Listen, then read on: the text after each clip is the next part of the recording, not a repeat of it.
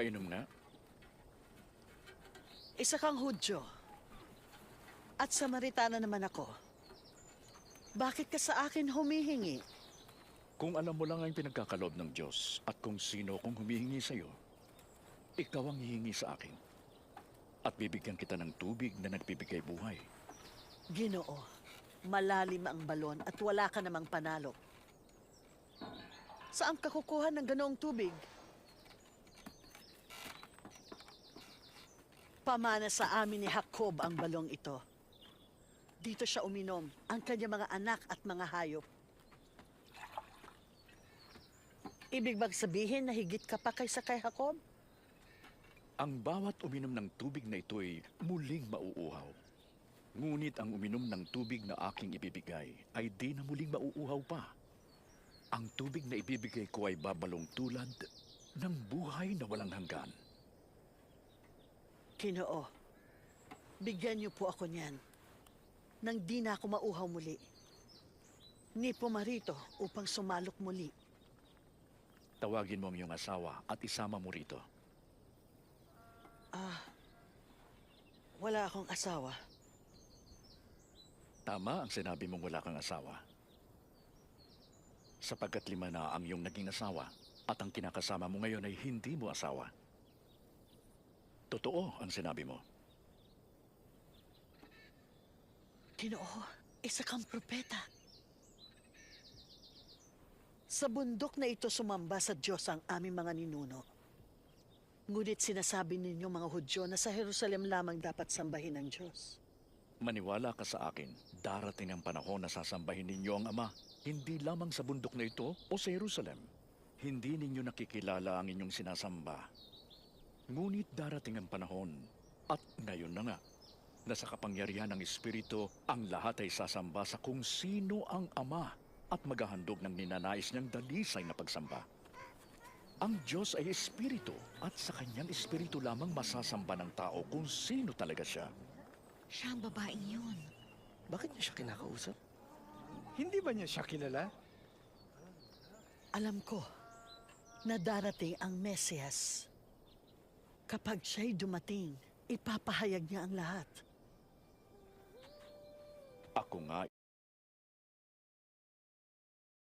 Tusan niyo ang punong to.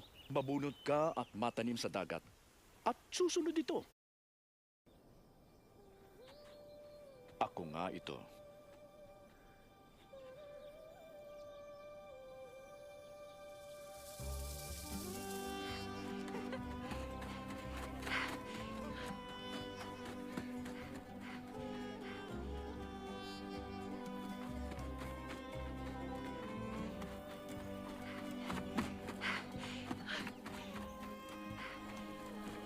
Halik kayo!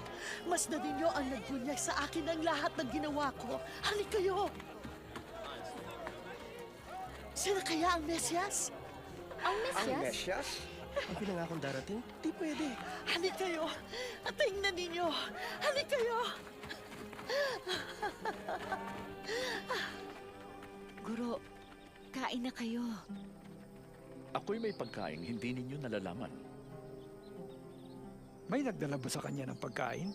Ang pagkain ko ay tuparin ng kalooban na nagsugo sa akin. Ganapin ang ipinagagawa niya sa akin.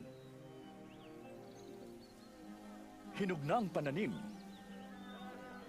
at handa ng anihin.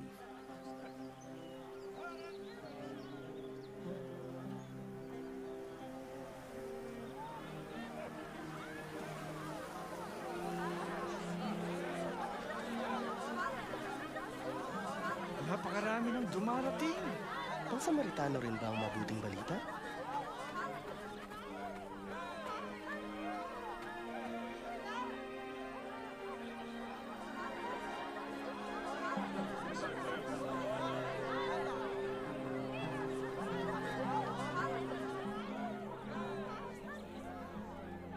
Nilapitan ng mga tao si Jesus at nakiusap na manatili siya at turuan sila. 2 araw kaming nanatili roon at marami pa ang sumampalataya sa kanya. Ang pagkabalisan niyo ba ay makapagpapahaba ng inyong buhay? Kung ganitong kaliit, di niyo magawa. Bakit kayo mababalisa? Masdan niyo ang mga bulaklak. Ang mga ito'y lumalago. Ang mga ito'y di nagpapagal. Si Solomon man ay hindi nakapagsuot ng kasing gandanan sa kanila. Kung ang Diyos dinaramtan ngayon ang mga damo na sinusunog lamang, kayo pa kaya ang tinyad damtan? Kulang ang inyong pananampalataya. Dagdagan niyo po ito. Kung ang pananampalataya niyo ay sinlaki ng buto ng mustasa, utusan niyo ang punong to. Mabunot ka at matanim sa dagat. At susunod ito.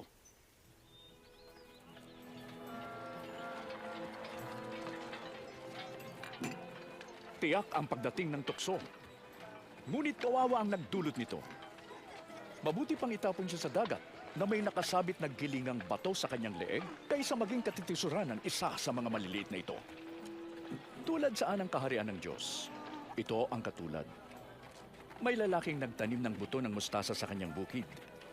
Sumibol ito at naging isang puno.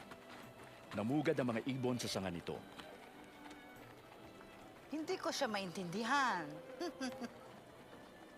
Bakit ka nakikisalo sa mga maniningil ng buwis at iba pang mga makasalanan? Kami? Makasalanan? Hindi kailangan ng walang sakit ang manggagamot, kundi ang may sakit. Di ang matuwid ang tinawag ko para magsisi, kundi ang makasalanan.